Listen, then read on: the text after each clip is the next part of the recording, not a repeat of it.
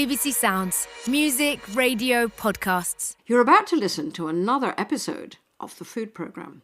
Episodes will be released weekly wherever you get your podcasts. But if you're in the UK, you can listen to the latest episodes a whole week earlier than anywhere else. First on BBC Sounds. Welcome to this edition of the food programme on wholesale markets, the big ones in London. They're on the edge of closing. Do we care? Should we care? Producer Robin Markwell and I do some digging and raise some questions that I hope you'll find interesting. And I am delighted to welcome you all to Glasgow and to the BBC Food and Farming Awards 2024. There was a moment in our Food and Farming Awards last year when head judge Hugh Fearnley-Whittingstall nearly didn't make it to the ceremony in Glasgow.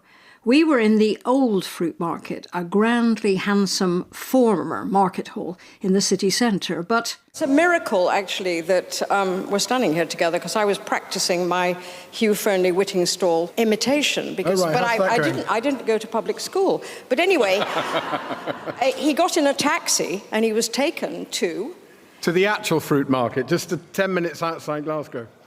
Hugh's experience was telling.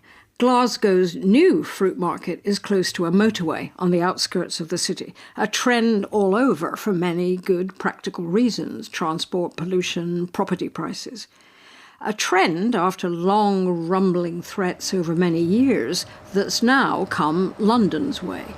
We're walking down the Central Avenue in Smithfield Market in London, and it is this building which is painted the most amazing array of colours. Green, purple, gold, red.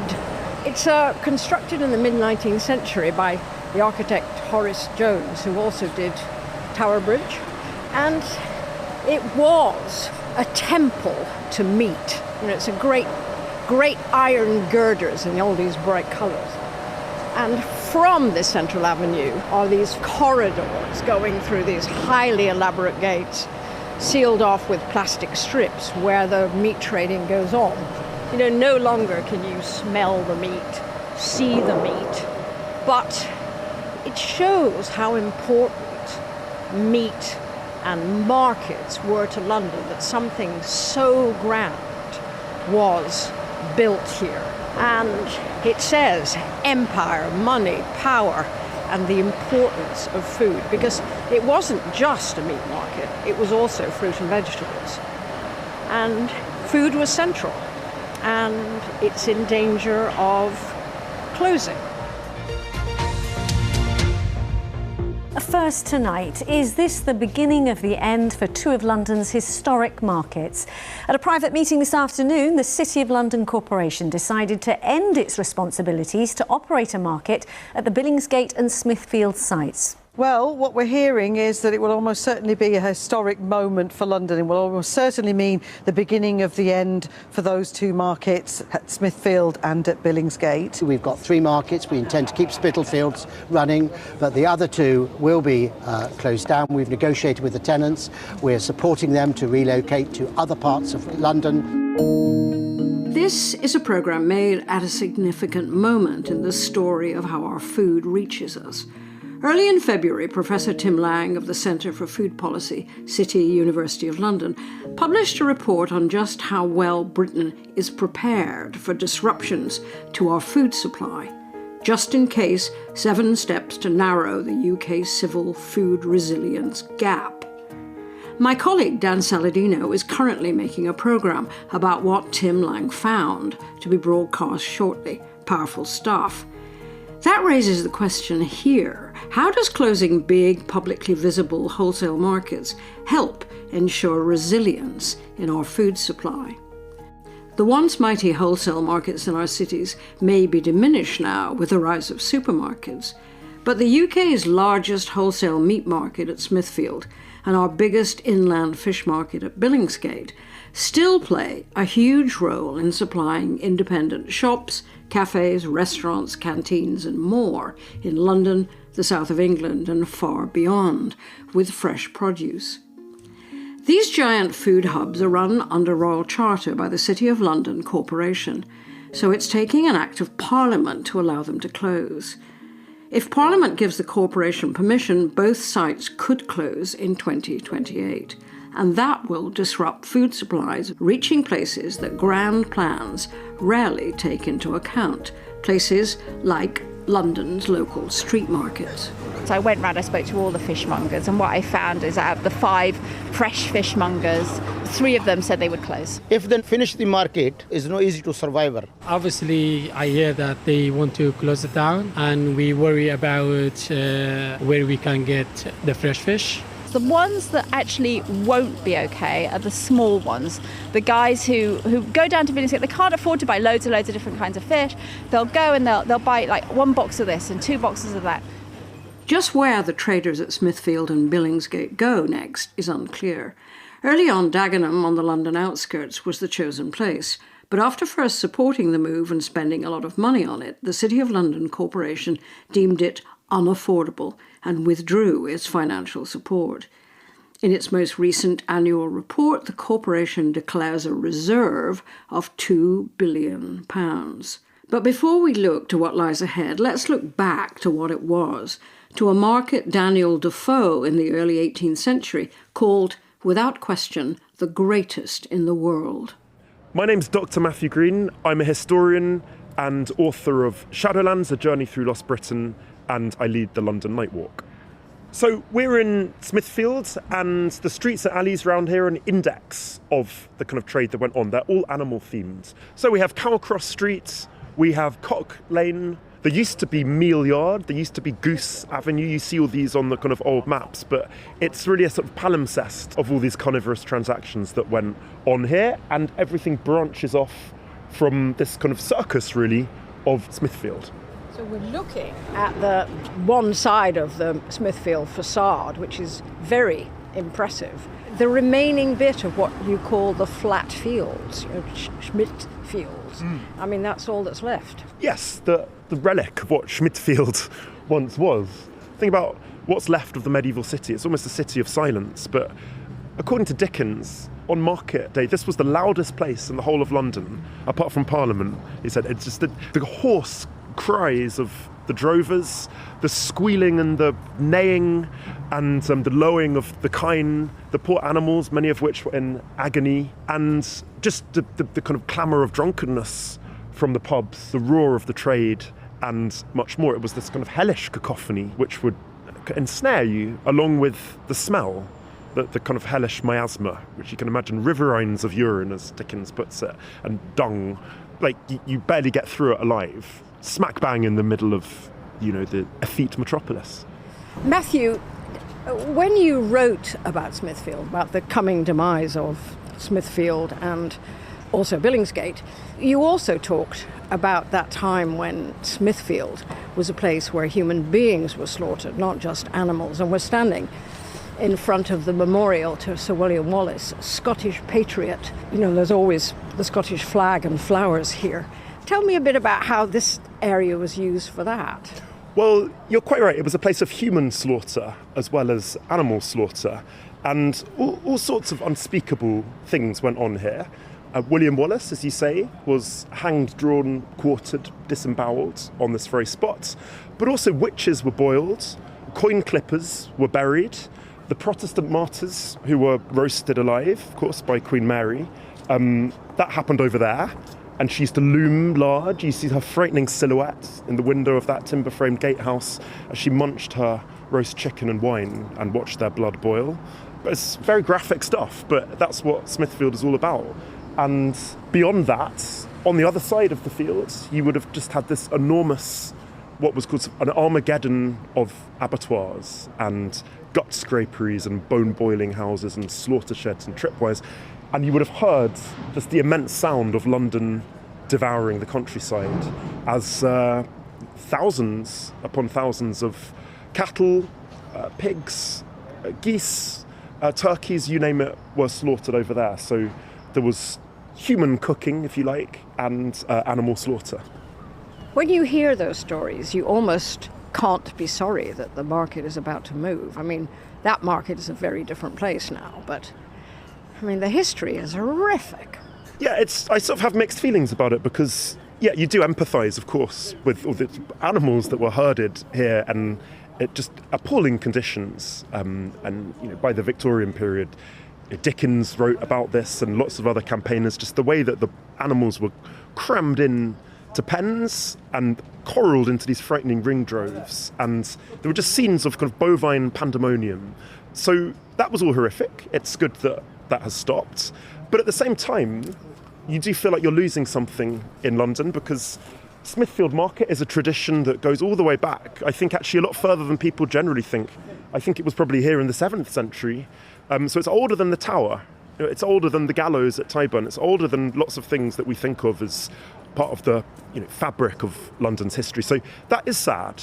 It's something that we're not going to get back. And it was something that defined the city for better or for worse. It was called the Kitchen of the Universe, according to the journalist Ned Ward in 1702. So, yes, it was horrific, but also it's a void now. It's like a spectral echo of what it once was, and it's not long for this world. Historian Matthew Green. It didn't feel like the Kitchen of the Universe when I was there, but it was 10 in the morning and most of the trading happens at night. There was a ghostly, all-gone feeling about the place. Let's go through gate 9. No entry. This market is now closed. Please do not enter. And in spite of that, and in spite of BBC rules, we go. It's very, very loud air conditioning. G&Webb, quality meat, poultry and game. Italian poultry specialist, selected Dutch veal, selected Scotch beef. Pork belly, £5 a kilogram. Pork loin, £4.40 a kilogram. One counter here, offal range, specialising in beef offal, tripe, honeycomb, cheeks, tongue, liver, kidney, heart, tongue, ears, trotters, pork loin, pork trim, spare ribs. Wow. But we needed to see the night action, and fortunately for me, it was producer Robin Markwell who drew the short straw to rise from his bed in the very early hours to meet the men, and it is still mostly men, who make the market work. It is seriously early in the morning, 3 a.m, and while most of London is in bed, this corner in Smithfield is actually very busy, and lots of produce is being moved around on forklift trucks or dragged around in trolleys. Lots of meat is being chopped up, ready to sell to customers from restaurants and wholesalers all over London and the southeast of England. Okay, so we've got 2 butchers cutting lambs. They first of all take the shoulders out. They then take the breasts off. Then they'll cut the scrag and middle off, which is stewing cuts. Then they get to the best end. All of the cuts they're doing are going through joints. They're not hacked or chopped. They cut them properly. This is Tom Absalom. He and his brothers have taken on the family business started by his father John. And every night he and his team process 300 lambs, up to 70 pigs and 20 beef carcasses. If they're going really fast, they can probably do about a whole lamb into the cuts in 1 minute 20. 1 minute 10 at a push. And once the meat is chopped, then there are large grey receptacles on wheels, and the meat is sort of tossed into different receptacles according to what size and cut it is. Depending on the cut, it goes into the bins, which doesn't sound too good. Bins, I said receptacle because it sounds nicer. That's a much more professional word there. And then they're bagged up, put onto pallets, and distribute. We've got 5 vans, so they go on the vans and out into the southeast of England. But they call it the art and mystery of butchery. Anyone can hack up a piece of meat, but to make a piece of meat look good and sellable, it takes a lot of practice, a lot of time. It's a skill. And what are you seeing in terms of trends in terms of what people buy in the time that you've been here? How are trends changing? That's an interesting question, because London is such a hotbed of different cultures, different ethnicities. So traditional products have become cheaper. Bellies of pork are now more expensive than a loin of pork. That's down to the Caribbean culture and cuisine. It's down to the Eastern European influence. Breasts of lamb used to be thrown out. They are now one of the most expensive cuts of lamb. Is that all part of the fascination of this job then, Tom? What keeps you getting up at Does the alarm clock even go off? It does, but I'm normally awake before that, 10:30. What makes me get up in the middle of the night? The money. Having a trade, dealing with customers, earning a profit. We're city traders, for want of a better description, and we are the oldest trading institution in the city. Over the way, I meet another couple of meat traders. Roy Drake and Steve O'Boyle work for Abijo Limited. Among their specialities is mutton. Mutton legs at the moment are deer and lamb legs. How do you work that out? It's ridiculous. What would you rather have on your Sunday dinner, on your Sunday plate? A mutton leg or a lamb leg? And you butcher it all up yourself? Yeah, we've got 3 boys who do the cutting for us, and hopefully it'll all sell out and we can start again next week. It's a craft, isn't it? You imagine you said to a 17, 18-year-old kid now, well, you start at 11 o'clock at night, it's going to be about 2 degrees, you're going to get covered in claret. I don't want to do it, do I? I just want to sit on a computer. I've got 60 goats turning up tomorrow. Some of them weigh like 40, 50 kilos. Lug them about. People don't want to do it, do they? Well, I feel quite depressed now. When do you want to start? Yes, sir. Lamb chops? Yes, please. 3 kilos for £25. Cash or card? It's going to be card. No cash on you? Cash is king, my friend. Cash is king. There's no doubt that times are changing here. When I visited, the long corridors were quiet. Very quiet. Just ask those on the counters, like the man they call Big Steve. Who are the customers then these days? Are you talking wholesalers, restaurateurs? Who'd you get? Wholesalers, restaurateurs. If it weren't for the Asians, the Turks and the Greeks, you would never market. So how do you feel about this place moving, 2028? Don't bother me because I'm retiring. I can't wait. It needs to go. It needs to go. I mean, it's right in the centre of London. It's not right where we are now. All these big lorries coming into these small spaces.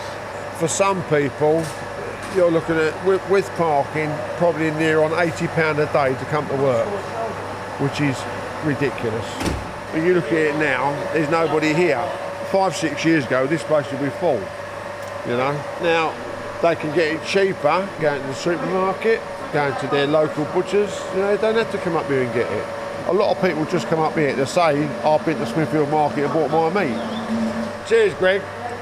It's a good job it's the radio, because he hasn't got a face for television. No, I haven't. Will you ever chat to me as well, Greg? What would you like to know? This won't take long. What do you do here? So I'm employed to work on the lamb.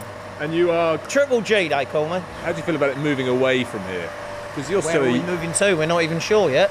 If we move, who knows? I'll be honest with you, I can't comment on that because I don't have a clue. All I know is I'll be out of a job in 2 years and I've got a mortgage to pay. So I better sort something out. Do they still do the initiation ceremonies here? Is that still a thing? Or is that just wives' tales? I think, not in the 15 years I've been here anyway.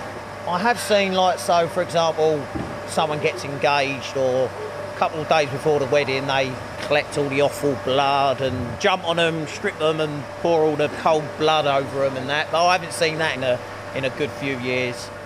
Just stamp that ticket, I paid it. All right, I'll send it off. Cheers. Hello, son. Hello. Send it a while back. Thank you, Mickey. Have a good day. Thanks for that. I've come into a little booth and it's nice and warm in here and quieter as well, away from the noise. Is it those ventilators just chugging away? That's absolutely right. This is where I come when it's cold. It's peaceful. It's peaceful and warm. What's your name, sir? Keith Graves. Tell us what you do here, Keith. I own Reeve & Company, been on the market 40 odd years, so know what's going on. Any other place that you go, wow, that's a long time, but here, I don't know, there's a lot of people who've done a lot of service. It's a very good place to work if you can handle the hours. It's generally a male environment, it's quite boisterous, it's old school, it's not PC, you're living on your wits every day. We're not selling tins of baked beans, we're selling shoulders of deer one day and everyone wants them, you put them up. And if they don't want them, you put them down, it's easy as that. But it must come with a little bit, as a man parks a trolley, what is that? Pork loins in front of you. Don't you love the sort of gritty earthiness that's just meat everywhere? And there will be wherever we go. I mean, people love it, but don't come. Everyone loves it, but doesn't come. You pick, Smithfield this and Smithfield that. Well, when was the last time you went to Smithfield? Oh, I went there when my dad took me when I was young. It's not a tourist attraction? No. You go to Sydney, their fish market is a tourist attraction. It could be. It can drive you mad on that front. Yeah. But, yeah, as long as they walk up the cash desk and pay, we don't want. Speaking of which, another customer, Yeah. sorry. 75.60, sir. 75.60. Please, sir. Morning. This is Radio 4, so don't say anything you might regret later. Thank you, Governor. Have a good day. Thank you very much. Cheers. He's got some pork, he's got some beef, and he's got some poultry. Paid in cash, you got a range of dockets, haven't you? Talking about Yeah. being old school, got your stamp, got your dockets. Chicken, beef, pork. Gentleman spent £75, and we've got a ticket here where someone spent £7,500. So it's the broad range. We serve them all. We serve anyone with a pound note, and unfortunately some that haven't got a pound note. That's my favourite noise. What's it doing? Counting money. This closure issue has been hanging over this market, not just for... Since I started. Since I started on this market, it's been closed. Now it's finally happening. We'll look at our options and make it work, like we always do. We've had foot and mouth, COVID. We were open every day during COVID. You know, we fed London, fed England, really. And we would do so again. It's, you know, if there's demand, someone will provide it, serve it. That idea of the meat market at Smithfield feeding England stuck with me. These big, ancient markets run by the City of London Corporation, who we'll hear from in just a moment, have a huge reach. For Smithfield and the fish market at Billingsgate also supply much smaller markets within the capital, where street traders worry about what might happen next. What kind of yam is this? No, you come from yam. Well, I've come to another market in a different part of London now. This is Ridley Road Market, which is on the eastern side of London. And all around me, lots of different awnings and small stall holders selling lots of different types of fruit and vegetables, meat and fish. 5 or 6 fishmongers just on this short stretch of road alone. And I'm off to meet a woman who is campaigning for them because she's worried about the impact that the closure of Billingsgate will have on their supply. I'm Alicia Weston. I'm CEO of Bags of Taste, which is an organisation that works with people struggling with eating very poor diets. And I'm also a local resident. I shop personally in this market as well. So this is one of the great clearing markets of London. There are quite a few scattered across London, and they sell often close to end-of-date produce at very, very low prices. So these are really great markets for people to access low-cost food. And, you know, other ones would be like North End Road Market, East Street Market, Walthamstow Market, Roman Road Market. And these are really fantastic for the local communities. And how do they link in with Billingsgate and Smithfield, where I've been overnight?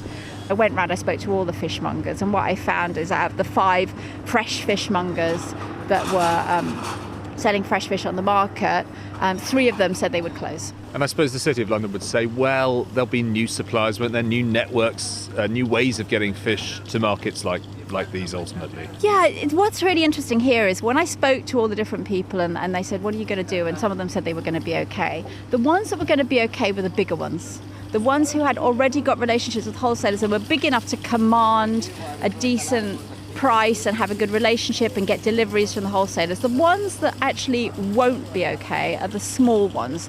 The guys who go down to Billingsgate, they can't afford to buy loads and loads of different kinds of fish. They'll go and they'll buy like 1 box of this and 2 boxes of that. There's a lot of ethnic minorities that use this market. Fish is a really important part of their diet. Well, should we go in and meet one of these fishmongers that you're positioning on behalf? Sure. So we're heading to the Mediterranean fish shop, which is here on the end of Ridley Road Market. Taze Balik, it's called. And a very well-stocked stall today. I can see lots of lovely silvery fish and loads and loads of ice. So sort of red snappers and mackerel.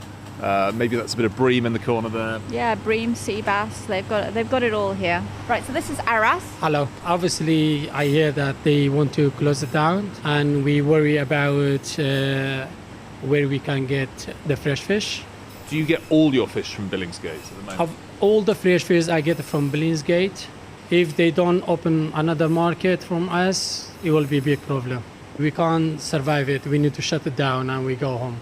The traders at Billingsgate have voted to move, though. They're not voted to say that's the end of it, but many of them have said, well, we'll try and set up somewhere else. So it's possible the supply network will just shift and it'll be somewhere else that isn't Billingsgate that you may have to go to get your fish.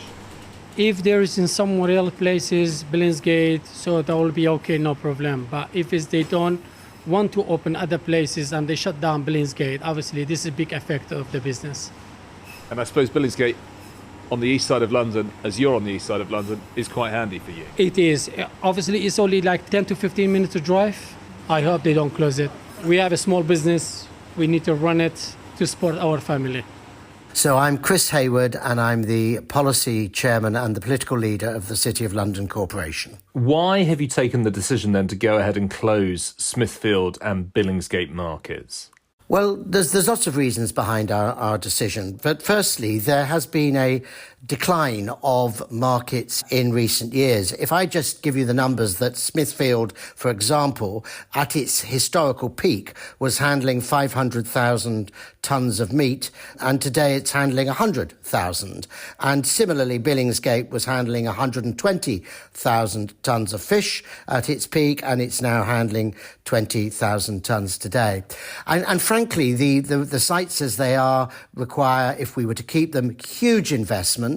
Both are actually loss-leading markets for the corporation as well. And frankly, when we look particularly at Smithfield, there's also the climate and net zero consequences of, diesel lorries trundling through the streets of the square mile in the middle of the night. Well, let's talk about food security, because these markets have a huge reach, don't they? I mean, not just within London, but in the southeast of England and nationwide. So are you in any way threatening our national food security through this move? Absolutely not. First of all, 80 to 90% of orders are placed remotely via phone, email or online platforms. That's a big change to the way the markets have operated over the hundreds of years. Many traders indeed nowadays handle their own deliveries, so reducing dependency on market locations. And what we found is that customers really value the co-location of traders rather than the physical sites themselves. So as long as that continues, and it continues within Greater London, then we don't believe food security will be threatened. I spent some of today at the Ridley Road market in East London, where there are a number of fishmongers who are really upset about the planned changes. What do you say to these smaller markets that feed off your much bigger markets? Well, look, I'm aware of the particular case to which you refer, and I know they've made representations in respect of our parliamentary bill. What I would say to them is they haven't had the benefit of seeing and reading the food report that I am referring to. And I've asked my officers to meet with them as soon as possible, because I believe that we can give them the reassurances that they seek to know that their own supplies are not going to be impacted by this decision. And this for you, Christopher, is so much more than a financial decision, isn't it? I mean, these markets, they go back millennia. So you're dealing with a huge amount of food history and tradition, as well as a sense of community. Are you factoring that into your decision making? Look, I think we are, Robin, because the City of London Corporation, which has been around over 1,000 years, has survived by continually changing and adapting in relation to the changes of businesses, right? And of course I'm sad about the history, but we won't lose the history entirely, because Smithfield's Grade 2 listed building, for example, will be transformed into a cultural and commercial hub right next door to the new London Museum. It's going to be absolutely spectacular. And in the case of Billingsgate, we're able to create 4,000 new homes on that site. If I tell you, it's worth just saying, 70% of Smithfield traders and 90% of Billingsgate traders plan to relocate together. And what they want, frankly, is modern, fit-for-purpose facilities that we're unable to provide on their current sites. And what do you say then to the more than 30,000 people who've now signed a petition pleading with you not to make this move? Look, nobody likes change. And of course, there is emotion attached to this. And I absolutely understand that. We want to make sure that our traders are well looked after. We want to make sure their customers are well looked after. So I would say to that 30,000 petition, I would say I believe that what we're doing will preserve all that was good about our markets and all that's important about London's food security. Chris Hayward from the City of London Corporation. But not everyone is sold on the prospect of the move.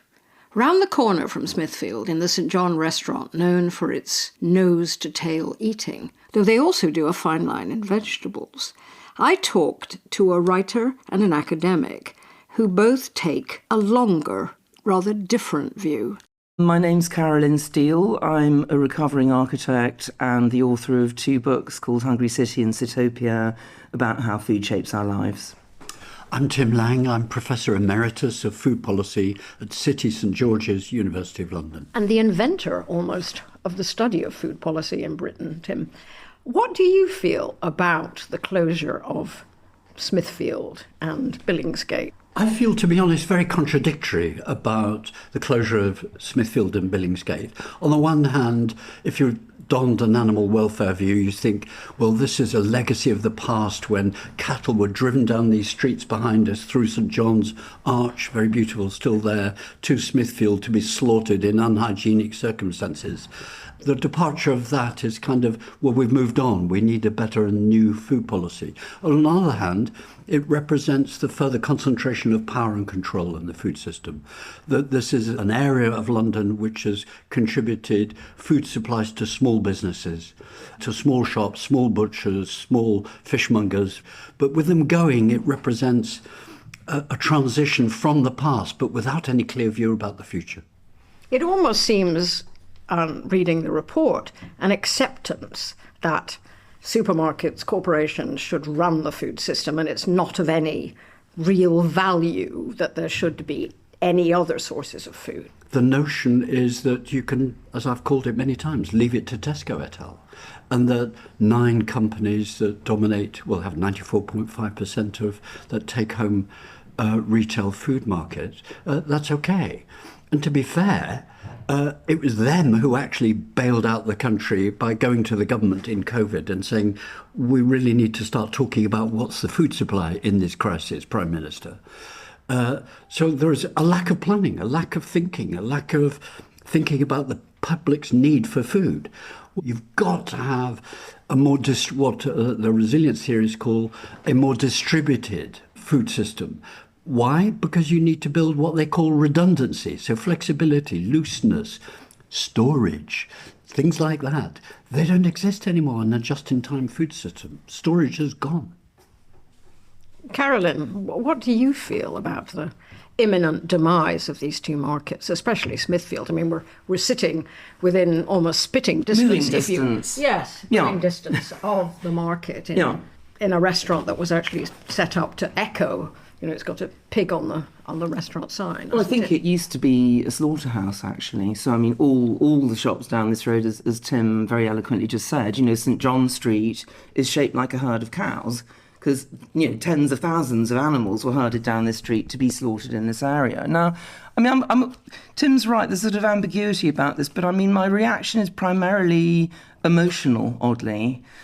I think there's something incredibly special about the countryside coming to the city. And it's about what it fundamentally means to be alive. You know, food often gets put in a little box as, you know, this thing that, you know, should be traded or should be produced here or there or anywhere. But actually, at a deeper level, food is life. You know, food is who we are. Food is a landscape that we take for granted when we live in the city. And I think we radically underestimate. I mean, by the way, before Tim spoke, I was going to say 2 things about Smithfield being, I'm going to say, potentially moved, because I think there's still sort of wiggle room in what the future may be. The first thing is about the quality of the city and what cities are for. And cities are primarily about us getting together as human beings and being more than the sum of our parts.